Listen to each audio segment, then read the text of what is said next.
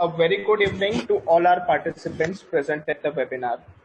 I, Faraz Wadhwania, on behalf of Devex, welcome you all to this webinar that is the third part of ABC of fundraising. Devex in past has organized numerous webinars and events to keep the community connected and upload with all the information and updates going around. With our series of ABC of fundraising, we have tried to focus on numerous aspects of fundraising.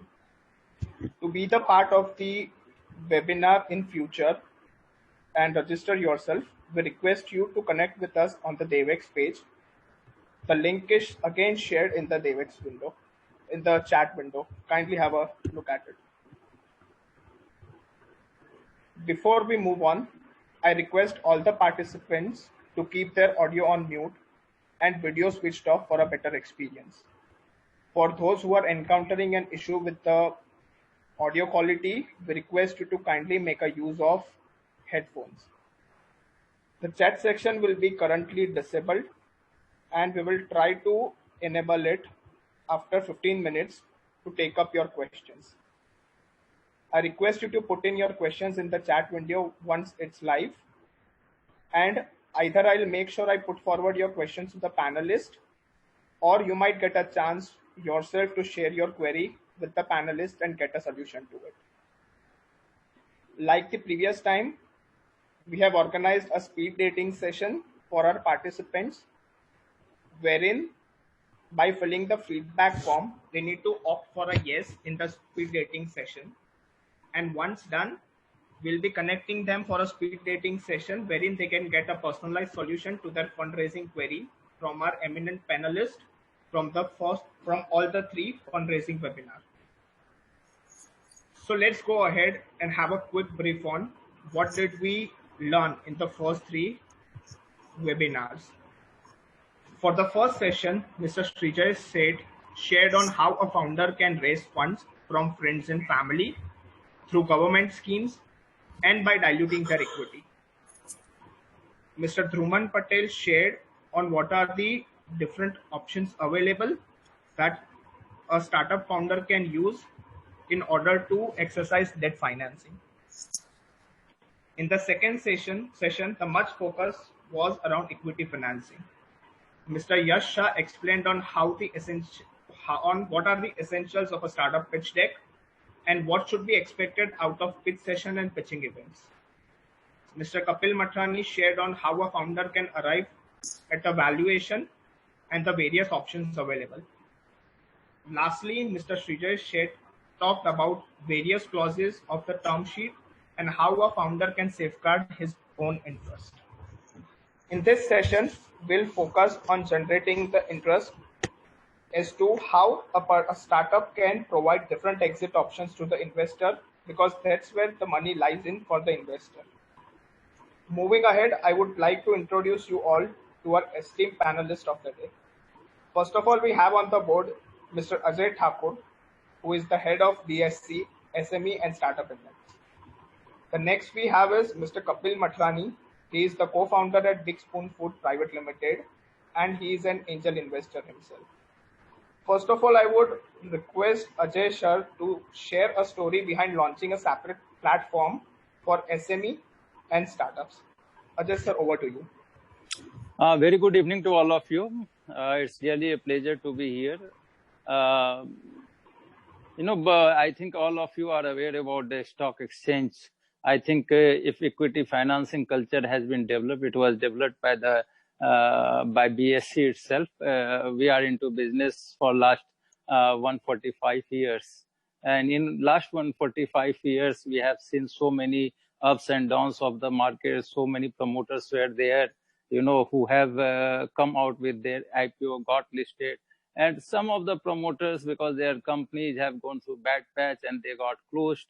So all those things we have seen. And of course, I think you have talked about some sessions where the fundraising has been through equity market. So a stock exchange is also the same platform where the funds are being raised through equity dilution. So in this series, though earlier on the stock exchange, we were seeing the listing of all sorts of companies, small, medium, large, all corporates used to come, they get listed and they used to raise funds. But over the time, we have also seen that, many of the, scams happened, investors lost money because of some or other things. And some, promoters with bad intentions, they have come with IPO and manipulate the share prices, and then finally, with the help of overnight operator, a fly-by-night operator, they had, just vanished.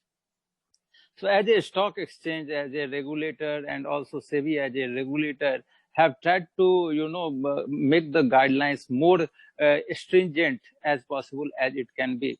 And many, regulatory guidelines have been imposed, and besides that, compliances have been made stricter day by day.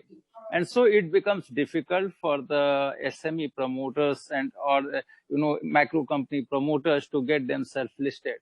And in India, as far as funding is concerned, most of the micro, small, medium enterprises rely on debt funding. To start with the business, they start with their own funds, or they borrow from their friends, relatives, family members, uh, and some of the time, if their in-laws are rich, then from them. Otherwise, it is not possible for them to start business or take it to the new heights.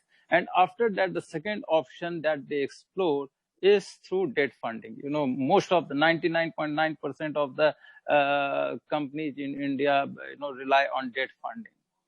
So there was a need for launching the SME exchange, and many of the stakeholders and associations have approached to the Prime Minister in the year 2009 and 2010, and requested him to have some SME exchange launched in the country, where the SMEs can get their company listed in a very cost-effective manner, and the post-listing compliances should also be minimal. So that was the main motto with which the promoters have approached, and they want the guidelines to be like that. So Prime Minister Manmohan Singh was there. He has appointed the Principal Secretary, Mr. Nair, and told him to frame some guidelines, or come out with some suggestions. And one of the suggestions was launching of the SME exchange. And accordingly, SEBI was told to frame the guidelines. SEBI has come out with the guidelines on 18th April 2010, and subsequently on 26th April 2010, they have amended the ICDR guidelines. So, and with this, the framework of SME exchange was created, and the stock exchanges were requested to launch the SME platform. And also other people, if they want to start the SME exchange, they can start if their net worth is 100 crores. But let me tell you, at that juncture, there was no other stock exchange besides BSE and NSE who have the network, who have the net worth to start this SME exchange. We understanding the importance of MSMEs to the Indian economy, and also understanding the equity culture, we have taken the initiative and applied to SEBI for giving us the permission for launching this SME exchange. In the year 2011, 26 September 2011, we got the permission. We were the first exchange to get the permission for launching the SME exchange. And on 13th March 2012, with lots of difficulty and on the backdrop of so many negativities about this SME platform, still we have gone ahead and launched this SME platform on 13th March 2012.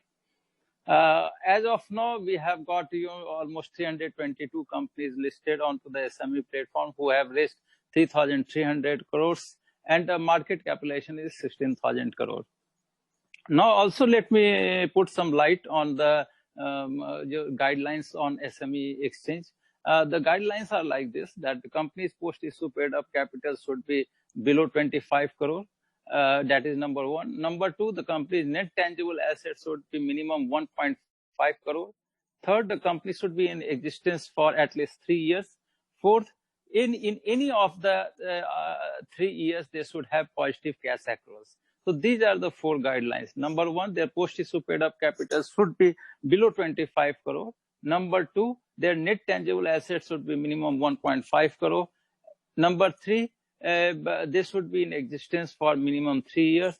And number four, in any one of the 3 years, they should have positive cash accruals. So these were the guidelines on the SME platform.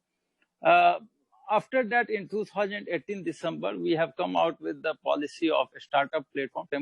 And because we were knowing that India is the third largest destination of startups, having almost 70,000 startups registered in India, and few of them over the years have also become unicorns. So it was our responsibility to provide most of the startups the platform through which they can raise funds and enjoy the benefits of listing. So that's why we come out with the policy on a startup platform in December 2018. But practically, two of the startups got listed in the month of August 2019. And from there, the startup platform has taken off. So till now, 5 startups are listed on our startup platform. They have raised almost 22.5 crore and the market capitalization is 72 crore. So this is the framework with which, on the startup platform, the guidelines are like this, that the startup companies should be only in tech sector. Number two, they should be in existence for 2 years. Third, their net worth should be positive. And fourth, that they should be registered as a startup. In case they are not registered as a startup, then their paid up capital should be 1 crore. So these are the guidelines for the startup platform, and I have already discussed about the guidelines on the SME platform. Now the question arises that why the company should get listed onto the stock exchange. What is the need of listing? Okay, so of course the benefits are many of listing. Number one, you can till now you have been dependent on debt funding. Now you can raise funds through equity by diluting your equity. Minimum dilution here is 25%. So you can dilute 25% of your shares and can raise funds through capital market for the purpose of your business. That is the first benefit. Second benefit is that your balance sheet will become strong. In last 7 years I have done almost 2,000 seminars, and in 2,000 seminars I have met almost till now I have met 30,000 promoters and have seen their balance sheet. In most of these cases the turnover ranges between 5 crores to 600 crores and the profit ranges between 5 lakhs to 3 crores in 95% of the companies. Now, reason can be many, but one of the most important reasons that I have found was that these companies' balance sheets were over leveraged. They have taken huge loans for their businesses. And many of the times it has given me an impression that whether the promoter is working for the business, for the growth of the company, or working to service the loan of the loan that they have taken from the financial institution. So what happens when equity comes in your business? Your balance sheet becomes strong. You don't have the liability to service the equity the way you are servicing the debt. You don't have to pay EMI every month. Okay, the investors get benefited with the growth of the company, with the capital appreciation. So that is the leverage that you are getting by bringing equity on your balance sheet, on your business. So with equity, your balance sheet is becoming strong. And as your balance sheet becomes strong, your interest rate also come down. We have seen in the listed companies, the interest rate are lower than the unlisted companies. So that is the second or third what benefit you can think of. The third benefit is the credibility of the promoters. The major problem is that when you are unlisted, the credibility is very low. But when you get listed onto the stock exchange, the credibility of you as a promoter increases manifold, because there is a perception that you are bringing the best practices into the company, you are bringing corporate governance, and therefore there is a lot of transparency in your company.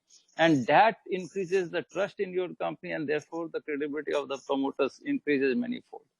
The fourth benefit is the visibility. Okay, before listing, you are a local player, no one knows you. But post-listing, once your company gets listed, and that also on the stock exchange, now you are become a national or international player. Everyone can see you. Okay, that is the fifth benefit. Now, sixth benefit is that you can retain the best of your employees by giving them ESOPs. Okay, and ESOPs of listed company has got importance, not of unlisted company. And what happens? You are rewarding your employees, and employees also get the feeling of belongingness for the company. Sixth benefit is that because your equity is getting traded on the stock exchange, so it becomes a currency in your hand. Now, before listing, what happens? Not a single promoter is aware that where his share certificate is lying. It may be lying with his chartered accountant, with the company secretary, or somewhere in the locker, which he might not be seeing. Now, post-listing, what happens? You are unlocking the value of that share certificate. Means that you are unlocking the value of the company. And this is separate to the assets of the company. This is a separate valuation. It has nothing to do with the assets and all other things. It's a separate valuation that you are unlocking of the company, which is besides the fixed assets and all other things that is in your company. So that is the sixth benefit. And seventh benefit, your equity becomes your collateral. Say after 4 years, 5 years, or 6 years, you don't want to further dilute your shares, but still you require funds. You don't have physical collateral. You can use this equity as a collateral and get debt funds from NBFCs or banks. So there are various benefits that are associated. I don't know any other instrument that has been ever discovered by the humankind, which can give you so many benefits. And let me tell you, a stock market is not a static place. It's a dynamic place, okay, where the valuation keep on unlocking. The valuation will keep on going up if your company performs. So that is the biggest benefit. And let me tell you also that your shareholders is also an asset to the company. Many of the times when your company is doing good, you can get best of the people associated with you who can guide you and who can give you the best of the strategies how to grow your business. And the same way with the startup platform also. See, in India in last 10 years, we have seen the financial market deepening. Financial markets have deepened a lot. Okay. There was a time when if promoters have to raise the funds, they have to go to the banks, and though still it's happening. But or if they have grown big, then they come with to the stock exchange. But with the private equity, angel funds, venture capital coming into place, there are other, you can get funds through them also. But let me tell you, and I have been requesting to these funds also, that you don't see the stock exchange as an exit. You should see the stock exchange as an entry route. No, you should treat the stock exchange as an entry route. Okay, and we have also provided facility of migration of SME companies and the startup company onto the main board. Normally, after 2 years, if your post-issue paid-up capital crosses 10 crores, or even before that, if your post-issue paid-up capital crosses 10 crores, then you have the option to migrate from the SME platform to the main board of the stock exchange.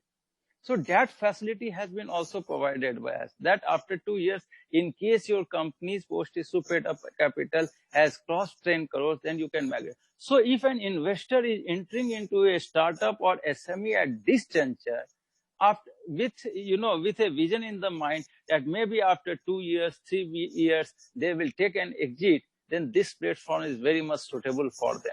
They don't have to go in the unlisted space to invest into the company. So that is the biggest facility that we are giving through the SME platform and the startup platform.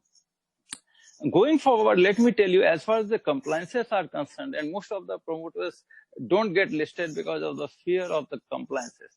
So what we have done is that we have reduced the compliances. It's minimal compliances. What we are saying is that you have to do half-yearly compliances. Means you have to file your results on half-yearly basis. That also not audited one, but unaudited with limited review. You have to file with the stock exchange and you have to put it on your website. There is no need to publish it into the newspaper, because we want to reduce the cost on the SMEs and the startup in the beginning of their listing. So that is one. Second thing, that you have to form a board, and whereby 1/3 should be the independent director. Now, who will be the independent director?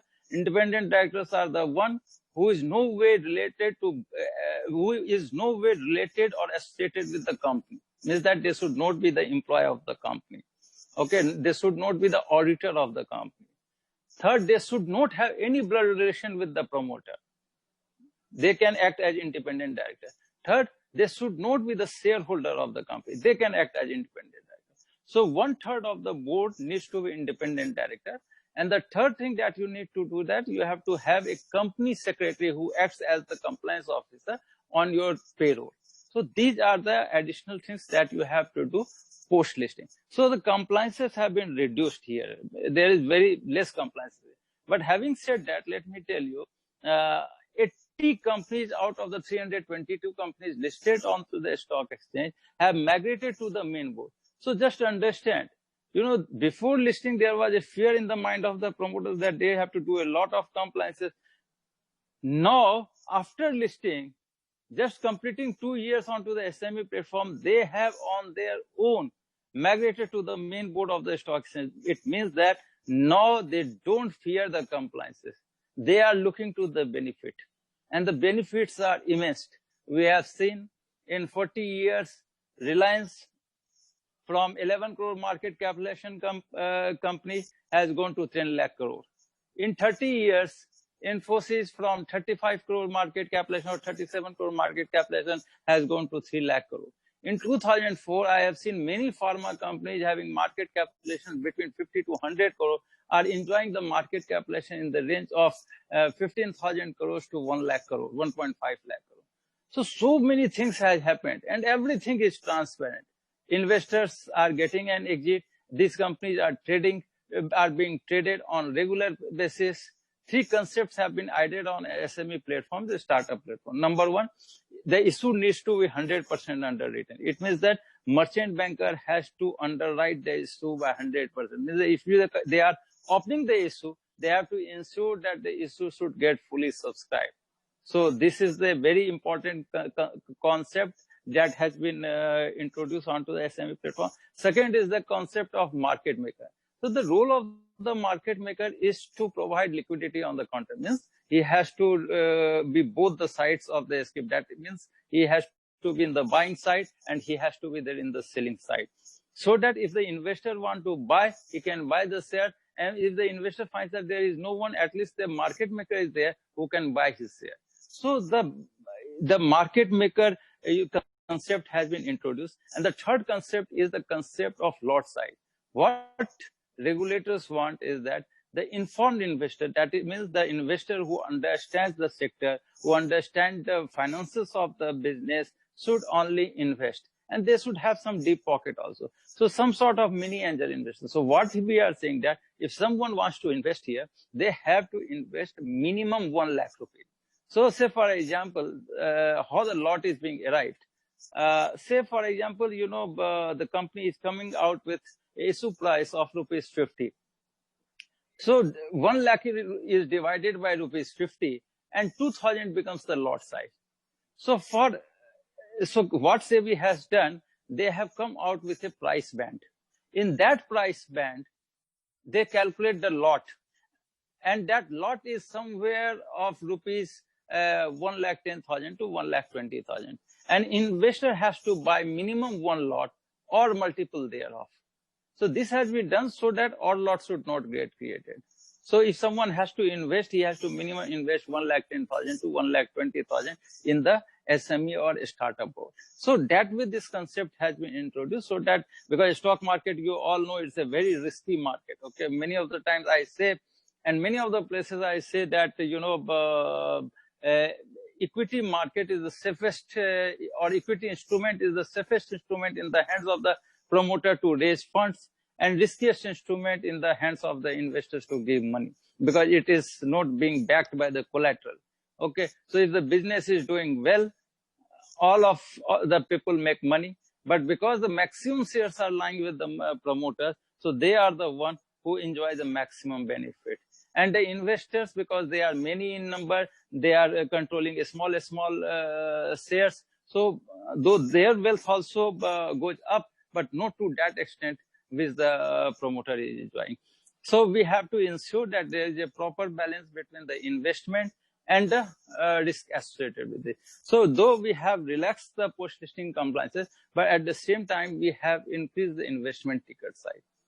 So, but as of now, initially, there were a lot of hiccups.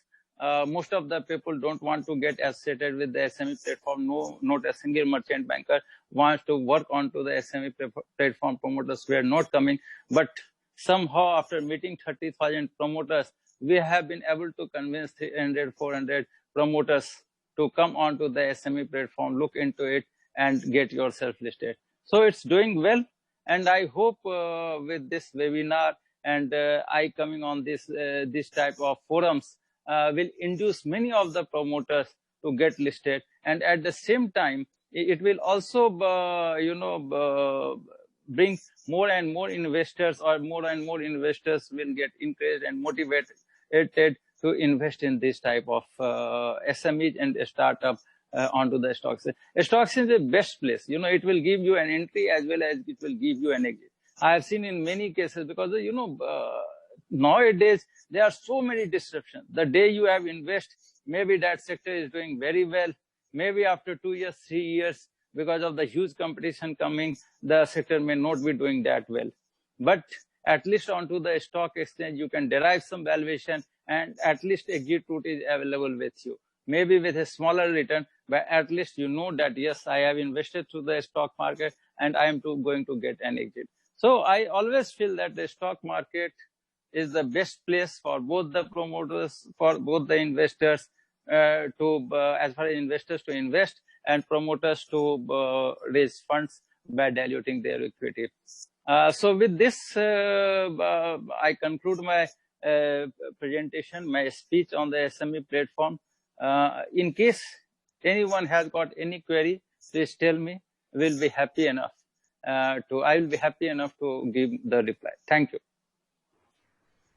Thank you so much, Ajay sir, for providing us with all the knowledge, understanding, and expertise that you have in building the startup and SME index. We will shortly take up the questions from the startup founders and the attendees we have here. But before moving on, I would like to introduce you all to Mr. Kapil Matrani. Kapil, I request you to kindly go ahead sharing exactly what do you do and your experience as far as the exit strategy is concerned, both as a founder as well as the investor. Over to you, Kapil.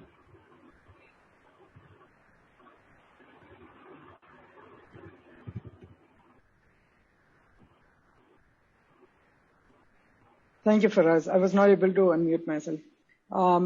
Thanks for having me here, guys. For those who have not attended the previous part of this webinar, let me quickly introduce myself. I'm Kapil Matrani. I have co-founded a cloud kitchen startup called Big Spoon Foods. It's based out of Ahmedabad. It's about an year-old startup.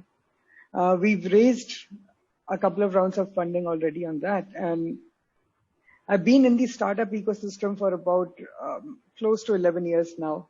And most recently, before the Cloud Kitchen startup I founded, I was senior VP at Gojek. And I was also leading their Go Ventures arm. It's a $200 million VC arm. And by the virtue of that, I had the privilege to meet a lot of young founders, understood synergies, and there's a lot of deal flows coming in. And by the virtue of that, I do believe that as far as exits are concerned, there's something that I can share with you. So personally speaking, see, I'm on both sides of the table. I'm an angel investor myself. I've made close to 14 active investments in the last year and a half, and mostly in Indian and Southeast Asian ecosystem. Now, unfortunately, so not a lot of exits happen in this sector, in this region, actually, in Asia. And those that happen are few and far in between. Some of these are distressed sales. Some of them are just opportunistic, right? But when you compare what happens in the US ecosystem or even Latin America these days, there are a lot of exits that are happening and a lot of investors cashing out. It is critical that the young and the new co-founders understand how this works. You know, raising funds is very glamorous, especially so when it's equity, right?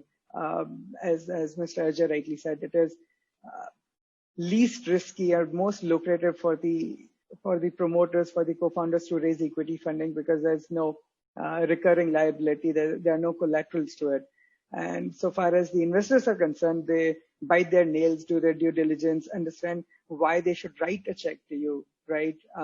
Especially to the non-IPO startups, which are, I think, 99.9% of them. And hence there's a lot of understanding on how the founders think, what kind of space they are in, if the competition won't gobble them up, right? If the competition is not deep pocketed. So this is generally how it happens.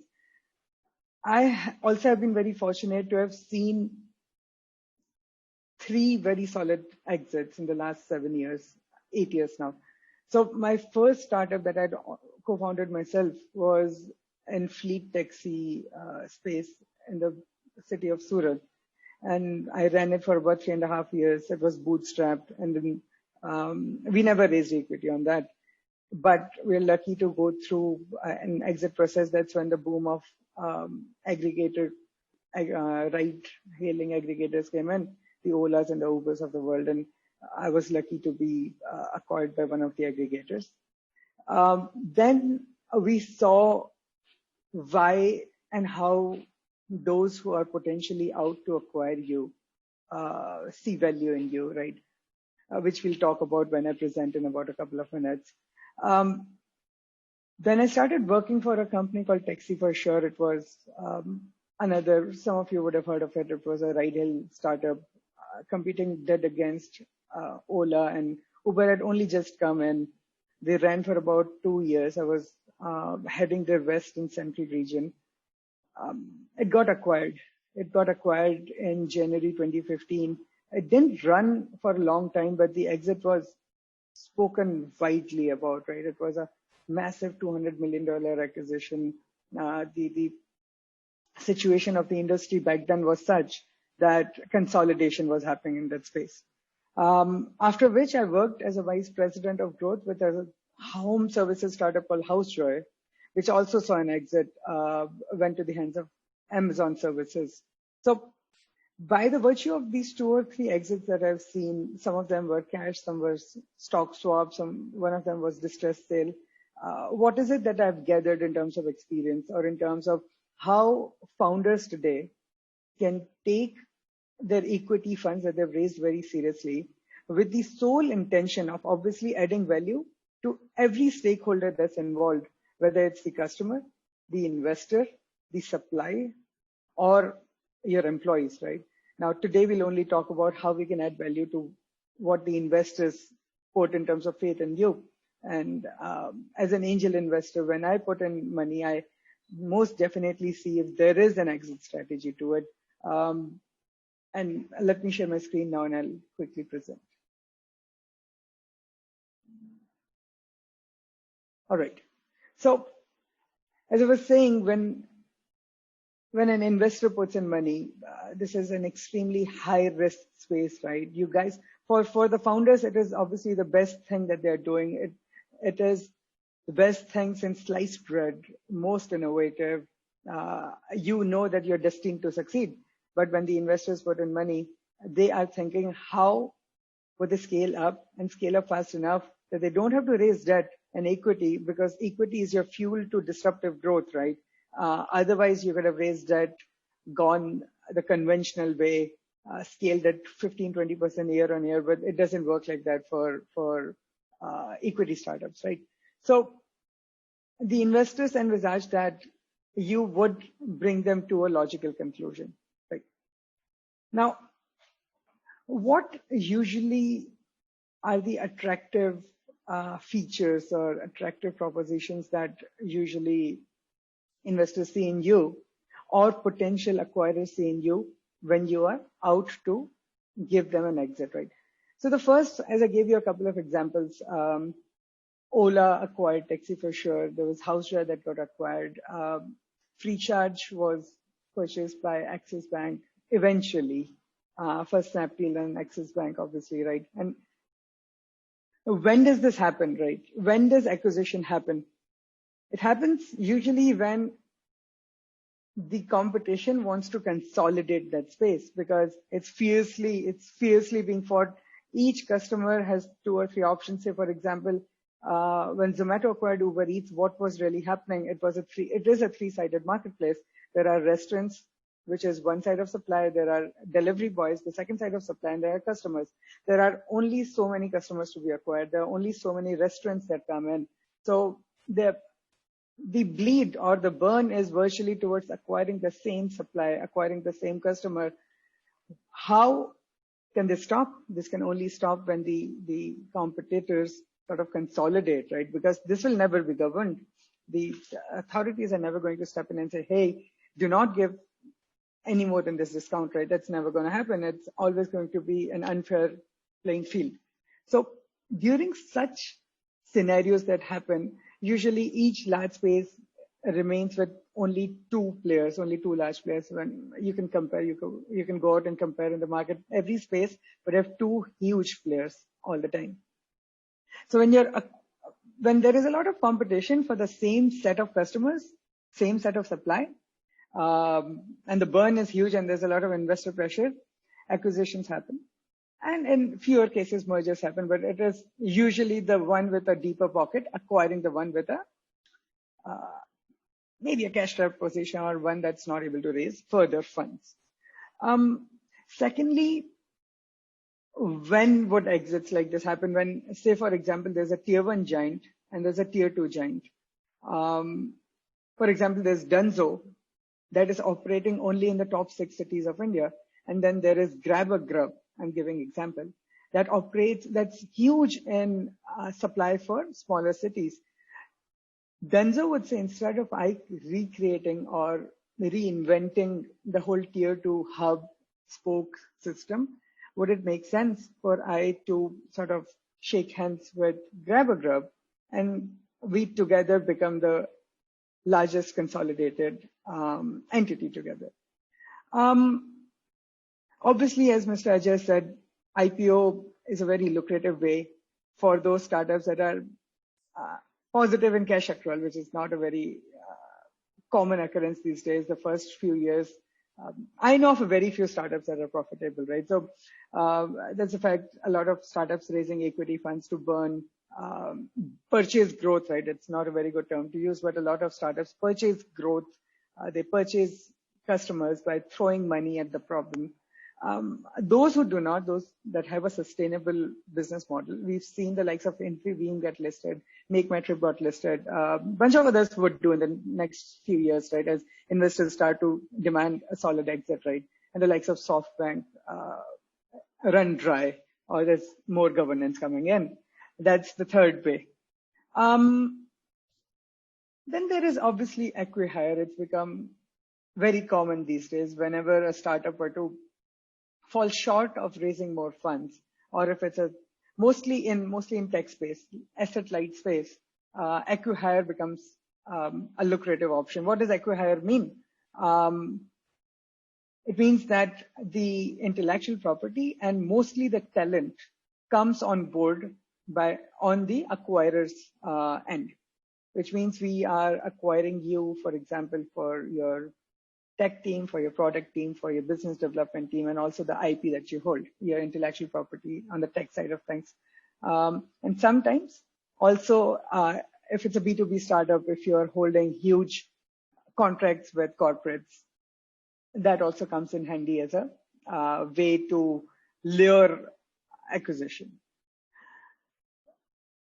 The most exits, now we are talking angel investors and micro VCs that hold their positions for fewer years because they do not have tens of billions of dollars. I'm not talking the likes of SoftBank or SAF or Alibaba. I'm talking smaller check cutters, right? For example, let's say a forum like Venture Catalyst that typically has investors cutting checks of 10 to 25 lakh rupees per head.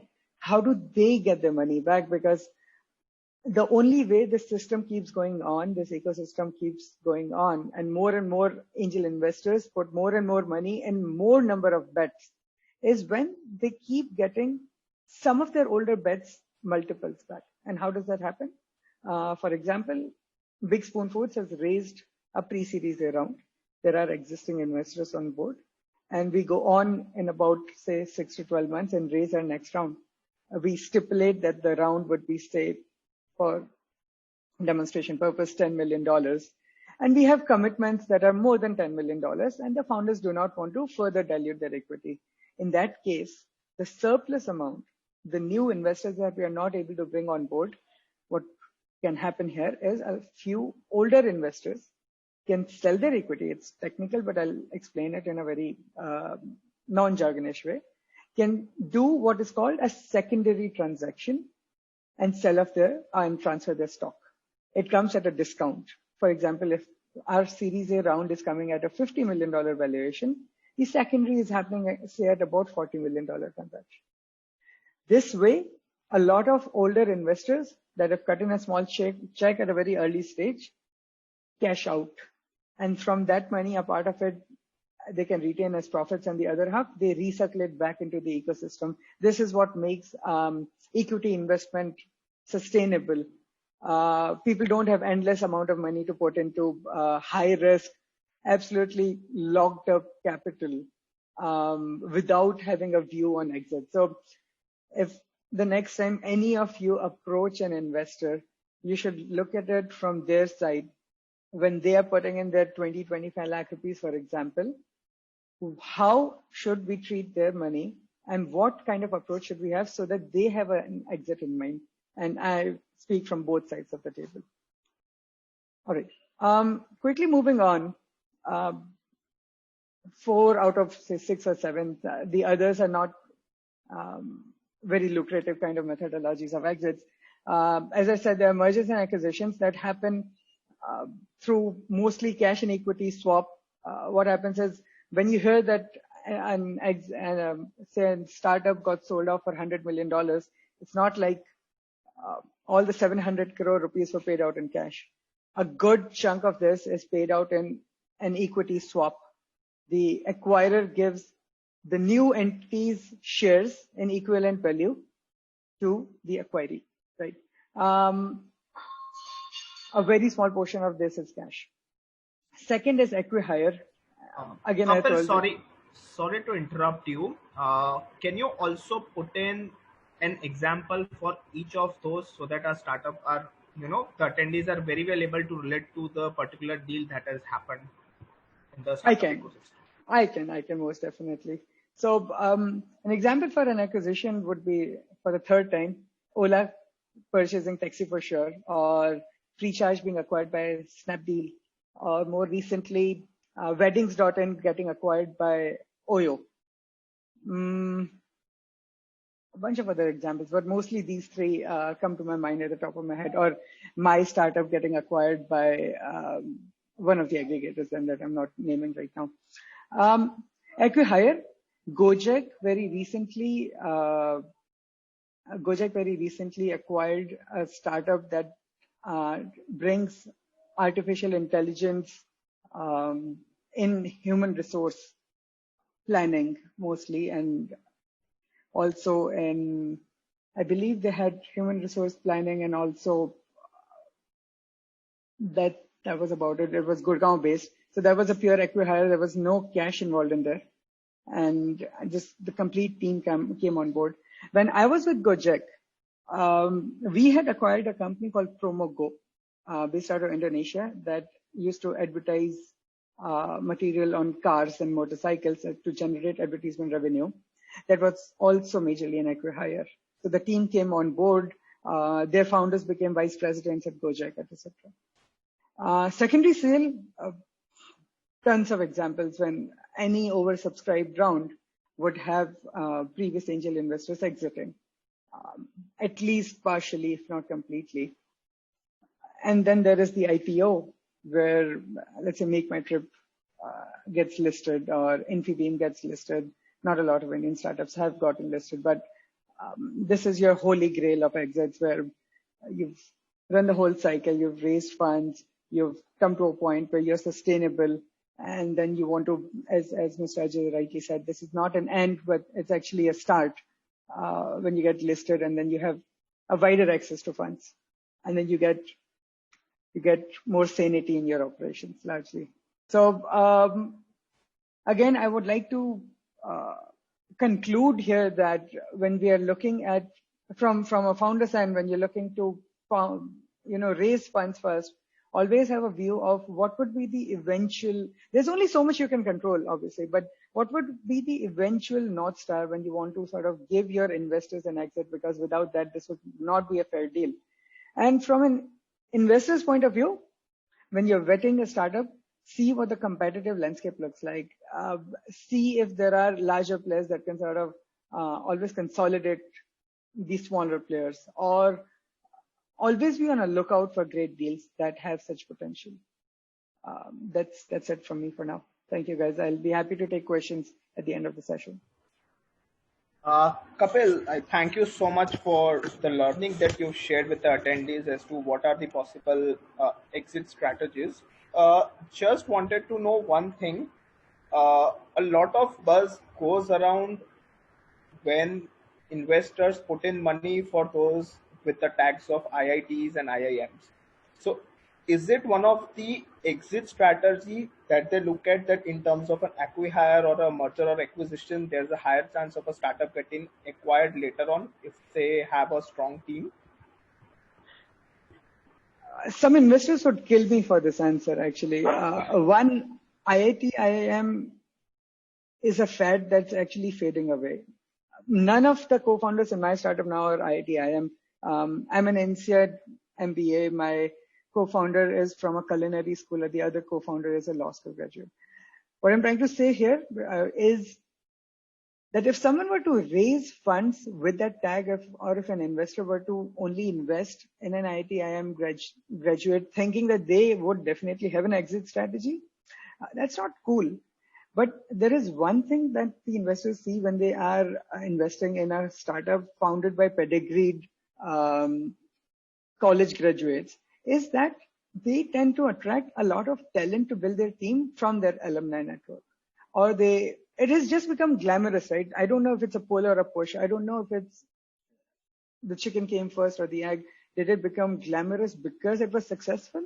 Or did it become successful because it was glamorous to begin with? But there are only so many schools in India that are, let's say, top 100, top 150 globally. I, to investors, would say that look beyond IITs and IIMs. There are so many gems around. Again, I don't want to start giving out examples, but a lot of BITS students have shown great exits. But to give you a direct answer, no, I don't think so, no. Not for an exit strategy with someone invest in an IIT, IIM grad founded startup. Thank you so much, Kapil. We'll start with the Q&A session quickly. I'll unmute one of our attendees from QCOM. He would like to share his question.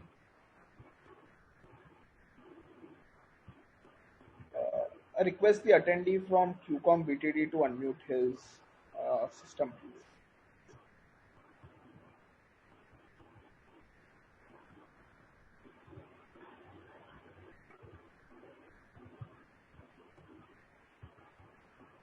I guess we have some issue out here. Meanwhile, Kapil, just before he gets in, just wanted to know one thing from you as to how much equity we have received a particular question from 3 of our attendees. So I'm just putting it forward. So how much percentage of equity do you think is a good let go in the initial rounds of funding? Actually, when we want an answer to one of those questions as well, there is no one size fits all for this, right?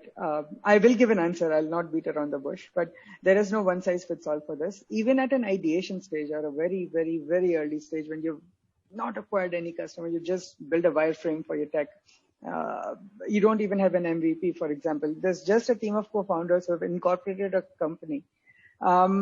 Depending on what space you are in, when I say space, Is it two-sided marketplace? Is it a direct-to-consumer, e-com, tech, SaaS, B2B? Depending on that, depending on some of the precedences, and the usual ticket size for such a stage startup, which is not more than between $250,000 and $500,000, ballpark 20 to 25%, not more than that. 20% should be enough for you to get in enough money to take it to the next round of funding. If you get greedy and raise more money at that stage, you're diluting too much. If you are negotiating poorly and giving away too much equity for too little money, then it's a poor skill. So do not dilute more than 20% is my personal advice. That you should get enough money for that. If you're not getting enough money at 20%, it's not a startup idea. Great, thank you so much, Kapil. We'll try to put in the participant once again. The participant from QCOM BTD, please Hi. go ahead with the question. Hi, am I audible? Yes, you are fairly Okay, audible. thanks for us. Well, my quick query was for Mr. Ajay on the SME platform. So, sir, you talked about some of the prerequisites for listing of companies. I was specifically wondering about services, sector-oriented businesses, because they don't have much investments in tangible assets. So how do they meet the criteria of this 1.5 crore investment in tangible assets? Can they still list on the platform, or is there something else for them? Thank you. Sir, the net tangible as first we need to understand the definition of net tangible asset. Net tangible asset doesn't always mean that it's physical assets. 1.5 crore should be including the physical assets, the bank balance, and the receivables. All three together, come into net tangible assets minus working capital. So if you take all together, I think most of the servicing sector will, comply with our guidelines as far as, SME platform is concerned. In fact, earlier our net tangible asset criteria was 3 crores. Recently, we have reduced it to 1.5 crores. Now, this is one thing. Second thing, let me tell you, as far as startup platform is concerned, once again, I would like to clarify, because I think there was a confusion that in the startup platform, the positive cash accrual is the criteria. Let me tell you, that is not the criteria on the startup platform. In the startup platform, the criteria is that your company should be, or your startup should be 2 years old with positive net worth, and they should have been registered with the registered as a startup. In case they are not registered with the as a startup, then their paid up capital should be 1. So for a startup, there is one criteria. For SME platform, there is another criteria. So I don't think for the services sector also there will be any issue as far as eligibility criteria is concerned. They are wage and means. I will guide you, and I hope you people will be very easily able to meet those criteria and get your company listed on our SME or startup platform. I hope your question is well answered. Thank you so much, Ajay sir. We request all our participants, those who wish to connect with Ajay sir or Mr. Kapil Matrani, can visit our LinkedIn page, and from there itself, they can. We have attached their LinkedIn profile and tag them into various posts. They can definitely connect to them, or they can use the speed dating mode that we have attached with the feedback form, and someone from the team will get in touch with them to arrange a speed dating session for them. Agam, can you please go ahead and ask your question, please? Mr. Agam Mehta, Hello. please go ahead and ask your question, please. Hello. Yes, Agam, you are very much audible. Please go ahead with your question. Thank you. Hello, everyone. Actually, my questions are objective, and I will ask just one of it. So first of all, intro. Along with my 4 of friends have built a home automation startup. I attended the previous webinar videos too. I have previously contacted with Kapil sir too. On the side, we are looking for investors and fulfilling for our launch and scaling of the home automation startup. So I will just ask one of my question. I reviewed many of the online resources and webinars like this. All of them suggested me to first clarify the requirements as of what we are seeking from investors before pitching the idea, and get complete clarification from our side. Speaking of which, I need to ask of how long of the duration cost shall I ask from the investor? Like how long of the operating cost, like for 12 months or for 18 months, or it should be like for milestone based, like till launch, till 1,000 customers, till marketing support required, or so what is the size of the duration, window size, shall I seek investment from the investor? um, I think I have posed the question. So All right, I'll take a stab at that. So if you're talking about how long a runway you should ask for from the investors, if you're at a very early stage and you see that your burn is not going to be too high, because I think we spoke, we connected over email as well, and I saw your idea as well. I think something that is asset heavy or asset led or direct to consumer product would not have a lot of unit level burn so much as growth and marketing burn. I would say to begin with, do not dilute a lot of equity. Raise only enough that will take you to the next stage of growth, and do not think of it as working capital. A lot of investors do not like it at an early stage. Take it as a growth capital. And to answer if you want 12 to 18 months or more than 18 months, what are you comfortable with, and how soon would you be able to raise the next large round? And as you pointed out, it would be milestone linked, right? Investors would like to see where are you and where were you when you last raised. So if you're confident that in these 6 to 12 months, in the next 6 to 12 months, you can take your business to a certain level, it's good to raise as little as possible. Maybe 12 months is a great, 6 to 12 months, in fact, would be a great runway. Okay. Does it answer your question? Yeah. Thank Actually, I you. have few other, so I will. Agam will definitely take your questions if the time permits. Thank Sure. you. Thank you. Yep. Next, I would want to put in Mr. Sumit Mahindra for his question. Sumit, kindly go ahead with the question, please.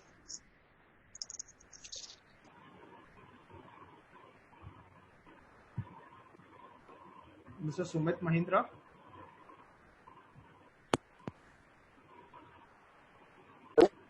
Am I audible? Yes, Sumit, you are audible. Okay. Please So go ahead. I have two questions, one for Ajay sir and one for Kapil sir. So sir, I have been. Sumit, only one question for the time being. If the time passes, we'll definitely take up the next question. Thank you. So for Ajay sir, I've been monitoring SME exchange, and I have seen companies, those who got listed, have attained standstill after 7 to 8 months as such. So they're most of the companies, and if we compare the same with the mid cap as such, so there's less trading I have seen in SME exchange. What are the your point, and what you people be doing to get it more active? I don't got your question. What you want to ask? Okay, Ajay sir, I'll try and help you with the question that Sumit has tried to put it. He mentioned that after listing business to the SME platform, he has noticed a lot of script are usually standstill and do not see a lot of active trading, what they usually see on the mid-cap index. So he wanted to know your understanding on it, that why is it happening? So let me tell you, I think there is some confusion. Okay, first of all, let us try to understand. No, SME platform, there is a concept of lot size. Okay, there you don't expect a lot of trading to happen, because the issue size is also less, number of investors are also less, and this is more from the investment angle. It's not that you are going to do a lot of trading on daily basis. Okay, so that's why this SME platform, you will not find a lot of hectic trading or heavy trading happening. Okay, but as time process, as the valuation slowly and slowly start unfolding, then you will see slowly and slowly trades start happening. Because here we have got a concept that if the share price gets doubled, then we reduce the lot size by half, and therefore the number of investors keep on going up, and then trading keeps on going up. In the main board also, let me tell you, and if the people don't know, then for their clarification, I would like to tell them that whatever the volume that is existing on our exchange, 20% of the company or even below that, is contributing 85% of the turnover. The rest 80% of the company are not contributing more than 10 to 15% of the or 20% of the turnover. So it's wrong to say that on the main board, small and mid cap companies have got heavy volume on the SME platform. It's not heavy volume. It's never like that. So on the SME platform, because the lot size is high, number of investors are less, therefore you are seeing the lesser volume. Sometimes what happens that for 6-7 months you will not see any movement in the share price, and after that suddenly you start seeing the movement in the share price. Okay, so these things will keep on happening. That's why I'm saying the SME platform is like playing pre-Ranji or Ranji Trophy match, and you are preparing yourself for getting selected onto the national team, whereby you will be playing a very IPL or one day or test match. So this is a platform which is preparing the company, and once the company gets matured, then it goes to the main board when the lot size reduced to 1, and then they will find active trading happening. So let us try to understand what is the concept of the SME platform. The concept of SME platform is not trading. It's not heavy trading. It's normal trading with value unlocking, with the business going up, and then migrating onto the main board of the stock exchange, then heavy volume start happening. Or onto the SME board, if the value gets up heavily, then you will find that slowly the lot size, being reduced, and number of investors keep on increasing, and then you will find active trading happening on the SME. Thank you, sir. Sumit will provide you a chance once we are done with the questions in the first round. Thank you. Perfect. Thank you. Kapil, we have a question from one of the attendees, Mr. Bhutesh Nirula. He's certainly not available, but I would like to put forward the question. The question says, can't a startup be list? I mean, how do you foresee a BSE listing as an exit strategy option? Well, I think Mr. Ajay would be better positioned to answer this. Yeah, of course. Yes, sir, please go ahead. Please go ahead, sir. See, he is asking as an investor, then of course post-listing, if he is pre-IPO list investor, of course the stock exchange will be the place to get an exit. Maybe after listing, once the company completes 1 year, and after 1 year all the pre-IPO investor shares get unlocked and he can sell his shares. The second option is to go for FPO if the company is going for follow-on public offer. Offer for sale. If the company is going for OFS, offer for sale, or a mixture of IPO and offer for sale, then the pre-IPO investors can think of giving the shares through offer for sale and get an exit. So these are the two options that are available for the existing investors in case in the company. Thank you so much, sir. Kapil, would you want to add anything or share your perspective on this? So, Mr. Ajay replied it very technically. From my qualitative opinion, I would say that the norms are not extremely conducive. Now, what I've seen in the last few years is that a lot of credible startups in India that are, I'd say, from a growth stage to a mature stage, so Series D and upwards, tend to incorporate themselves in Singapore, also in other countries outside of India, because some of these countries do not require at their main index in the main markets to be profitable, or the norms are easier for them to list. We recently saw Uber getting listed. Lyft obviously did, Airbnb, a bunch of startups that either got listed or are sort of in the pipeline in the next 6 to 12 months, obviously when this position settles down, COVID settles down. And active trading happens, right? A lot of movement happens, and these are not bare minimum unicorns. I'm talking 10 billion up to 75, 80, 90 billion dollar startups, right? They're huge. So unless and until something major in terms of revolution happens where listing in India becomes conducive, not just at an SME index, but at the BSE index, the major index. It's a slow progress. Mr. Ajay, don't kill me for this, but it's just just a slow progress. I'm sorry. See, what is a stock exchange? A stock exchange, as a regulator, I am giving the opportunity for both the demand and supply to meet. Okay. See, instead of complaining about the stock exchange, talking about the stock exchange, let us try to understand whether the investor psyche is there in India or not. Okay, whether the investors have got that mentality or not, that is existing in the offshore country. Okay, in India, if you talk about the investors in the stock market, they don't have the same type of attitude or thinking what we are seeing in the offshore country. So as a stock exchange, nothing is in my hand. I am giving you all the options. Okay, you decide as an investor what valuation you want to give. As a promoter is in the hand of the promoter what at what price he is going to offer the shares to the investors. I am open to that. I am not stopping. The problem with our country is that still the people who talk English very well and all those things, I think they understand the business well, or they are the better investors, or they are the good investors. Therefore, in the offshore market, if they are giving valuation, the business is excellent. Otherwise, it's not. Now just understand, Reliance Jio, it's the costliest startup in India. And today, Facebook and all those guys are pumping funds at a very high valuation. But in Reliance, they are seeing that. But the same, if I don't know if Make My Trip will come or other company will come, whether the investors will grab in Indian market or not. So of course, Indian capital market is concerned, or Indian investors are concerned. Their way of thinking and international market way of thinking are totally different. As far as promoters are concerned, and let me tell you frankly, if you ask me personally, I've been still unable to understand how a business can get a valuation on losses. But that is defying the rule of economics and business. I have still don't able to understand.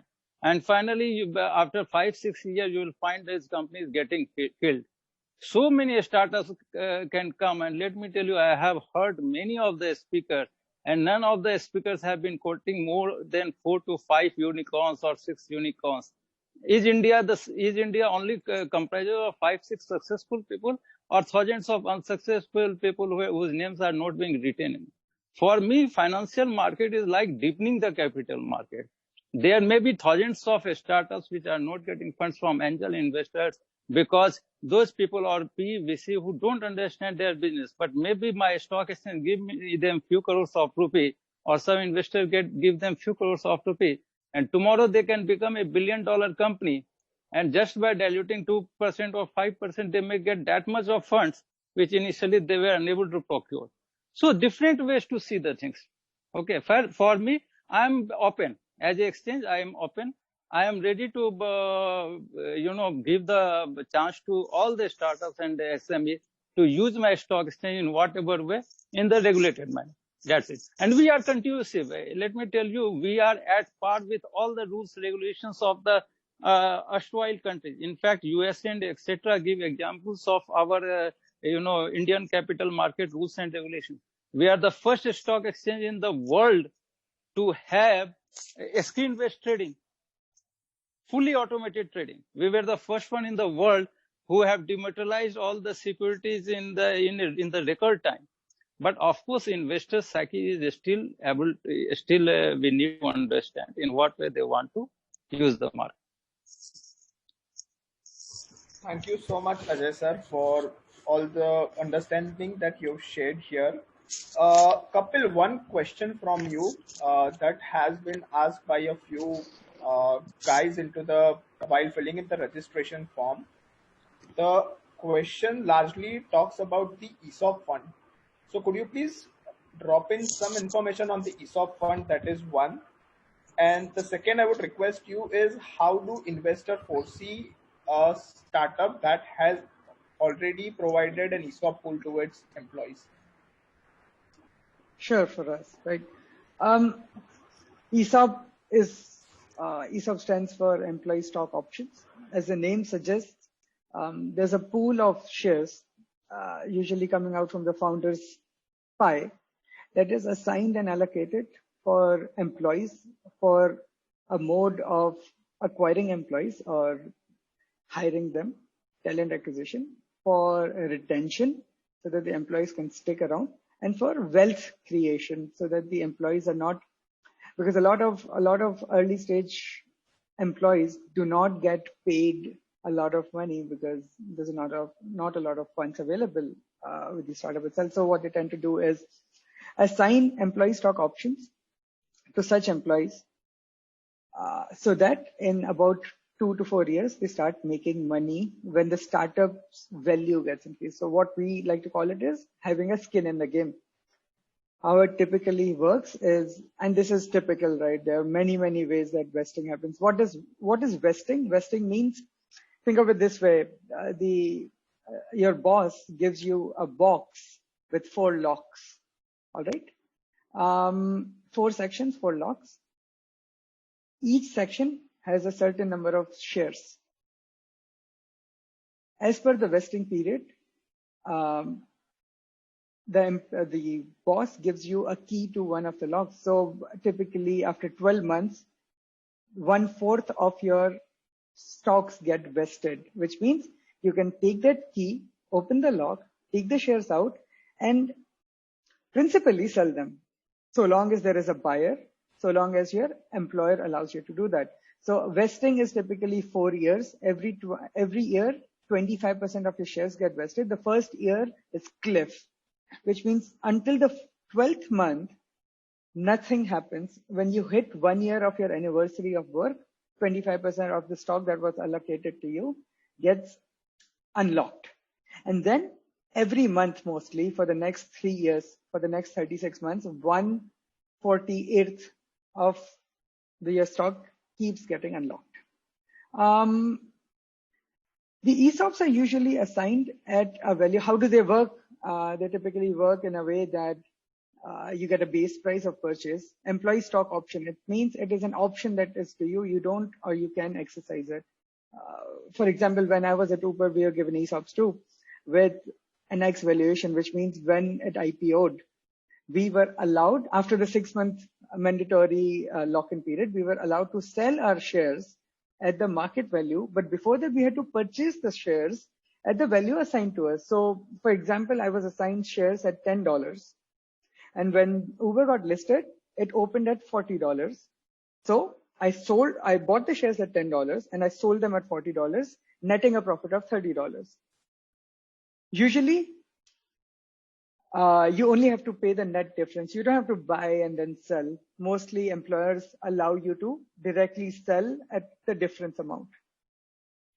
It is a fantastic tool, and I am a huge proponent of this. At least 5 to 6% of your total pool should be assigned for ESOPs. It is a very handy way to bring in amazing talent that you cannot afford. If I want to bring in a CTO today in my company, I'll typically have to pay him or her anywhere between 60 lakhs and a crore in CTC for a pedigree, again, for a fantastic deep engineering knowledge guy from a startup background. But we don't have that kind of money. For example, we would give them a compensation that is part ESOPs and part fixed pay and variable. How investors perceive it is very attractive. Investors love founders who put value in their employees, because investors know that 2 or 3 founders alone cannot build a startup worth tens or hundreds of millions of dollars. You need talent, and to attract talent, you need money, and to have money, you need investors, and they're not giving you a lot of money to begin with. You have to bring in a proof of concept. So the moment you have an ESOP pool, it is attractive for the investors. It's also very attractive for the employees who decide to join you, leaving fat paying jobs. That is the beauty of it. And you retain them because, hey, if someone is about 15, 16 months old in the company and then some other startup decides to poach them, what they would think is, I have put in 16 months of effort. If I were to put in few more months, a lot of my stock gets unlocked and I can actually cash out not in lakhs of rupees, but crores and rupees. I know colleagues, and I've also personally made money in ESOPs. I'm not trying to brag, but I'm trying to say, hey, whoever wants to join a startup, and if they offer you ESOPs, please take it. And if you are founders, please have ESOPs for your employees. It is extremely attractive. It generates actual wealth. It is not just paper money. It is true money. Kapil, thank you so much for your understanding and sharing in your experience as far as the ESOP is concerned, and how do investors foresee as one of the lucrative options uh, when they talk to a particular startup. Before we move on ahead, we have a time constraint for Ajay sir. Ajay sir, before leaving us, I would request you to finally share in your closing comments and understanding that would help the startups and attendees out here to list their particular startup or move in the direction of listing their particular IPO.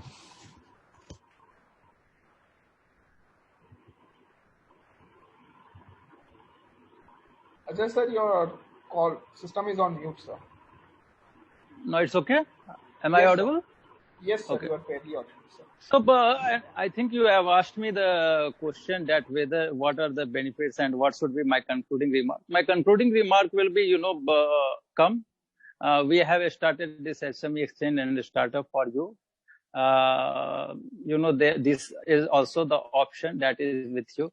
If you are not getting funds from any of the places, or you feel that the places are not right for you to explore yourself or unlock the value of your company or create the visibility for yourself, or use this platform for the marketing purposes and generating the credibility, please explore this platform. I am quite sure that with the time, with the years, and the way the examples are being set over so many years, I think that will help you, becoming a big company, whether SME or a startup.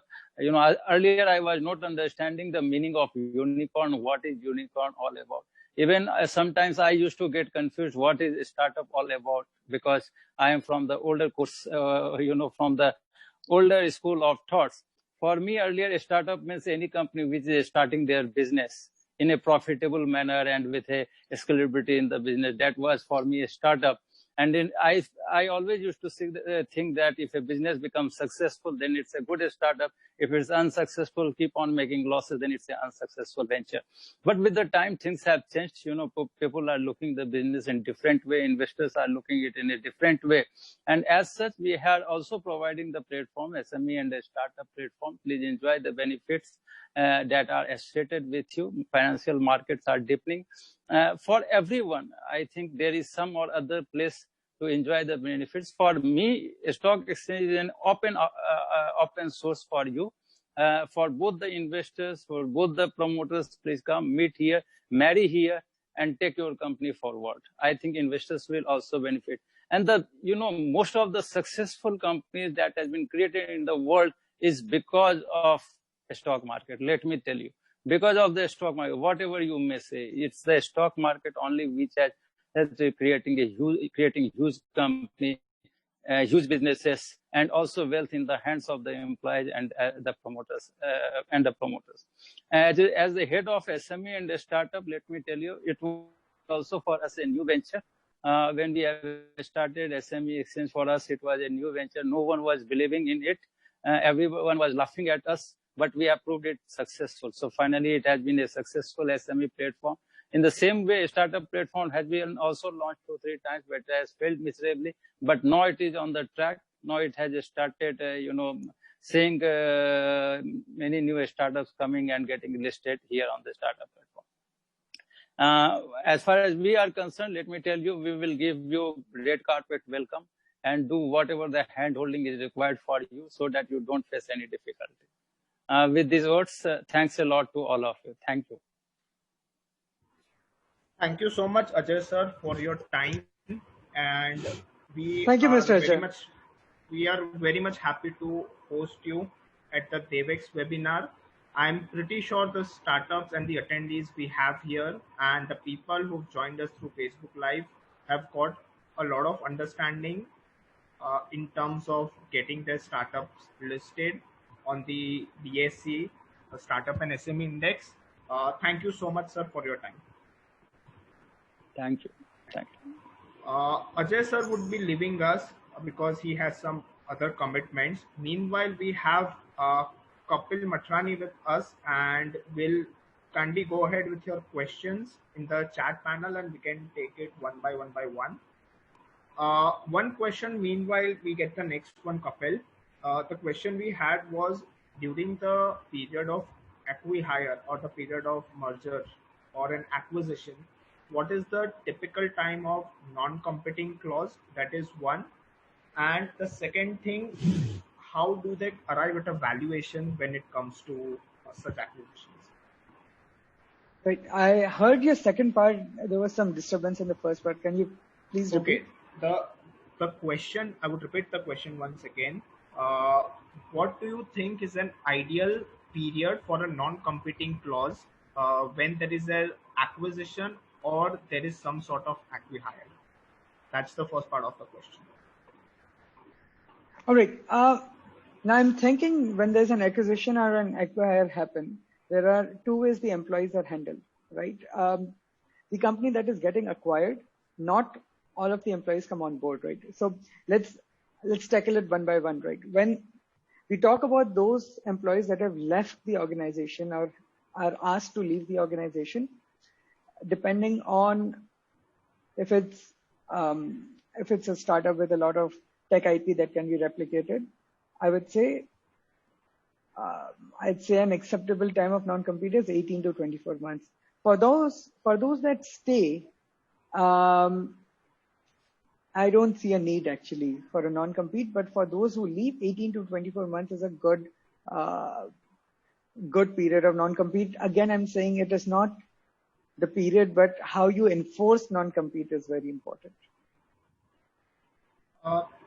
The second part of it is how do startup make sure the equity swap is done in a better way, and particularly after what time can a founder ideally exit the startup in case of acquisition?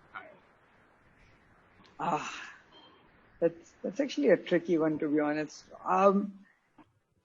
We spoke in the second round of the series as well about valuation. I think one has to stick to that fundamental of valuation, whether there's an acquisition happening or they're raising new rounds of funding. So how to protect valuation? Don't have at least more than one deal on the table.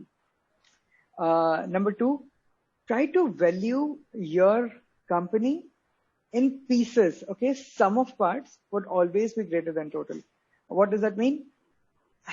Put a different value to your team, put a different value to your intellectual property, to the contracts that you're holding, to the customers that you've acquired, so on and so forth, right? You get the drift.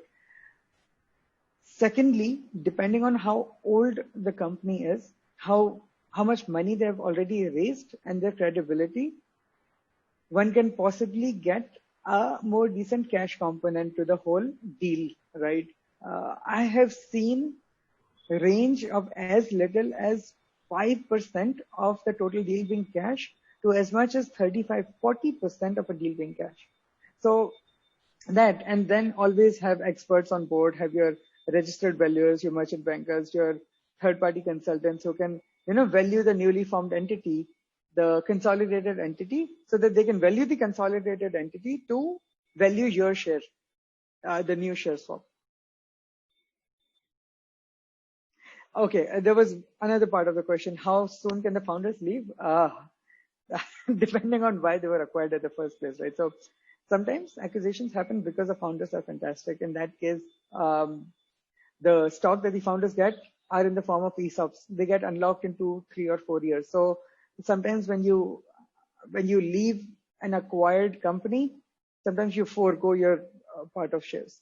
But it's a bigger loss for the one that acquired you, because it takes months, if not years, for a smooth transition to happen. There's a different culture being brought into a different culture. So that marriage, the alignment of processes, the alignment of tech, how customers perceive it, the brand proposition, right?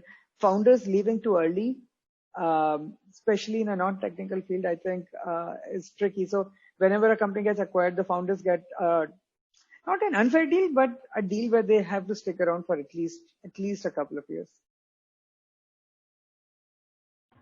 Great. Thank you so much, Kapil, for all your insights. And what I'll do next is we'll just quickly brush up the key takeaways of the webinar. The first takeaway was how can a startup list themselves on a startup and SME index and later on jump to a higher board. Ajay sir also shared with us the entire process and the road for a startup to get to the IPO. How the SME board has made sure there is a reduction in compliance burden for the startups and SME, keeping in mind the lesser finances available with them. One great learning was ESOP is a great tool to attract high quality talent and is well applauded by the investors and the new team members as an option to earning big. A good team is required to pull off a great startup, so hiring is very important and ESOP can be one of a good help. Fundamentals into equi-hire, equity swap, competition clause and the founder's exit were well discussed. To conclude, Devex is extremely happy to organize a speed dating session for all the participants. You will shortly receive an email from the Devex team, and you can log on to the feedback form and select a yes option for the speed dating, and someone from the team will get in touch with you to put you through with all the panelists that we had here and provide you a 10-minute slot for a one-to-one fundraising. Apart from that, we also request you to please follow the Devex Facebook and LinkedIn page to stay connected with us for more webinars of such kind. And lastly, on behalf of Devex, I thank all our partners, Startup Around, Startup News FYI, and Startup League, and all the participants attending the webinar, and most of all, the esteemed panelists we had who shared their insights and guidance. We would surely see you soon in the next series or the next webinar we organize. Kindly stay in touch. Thank you so much, everyone. Thank you, Faraz. Thank you so much.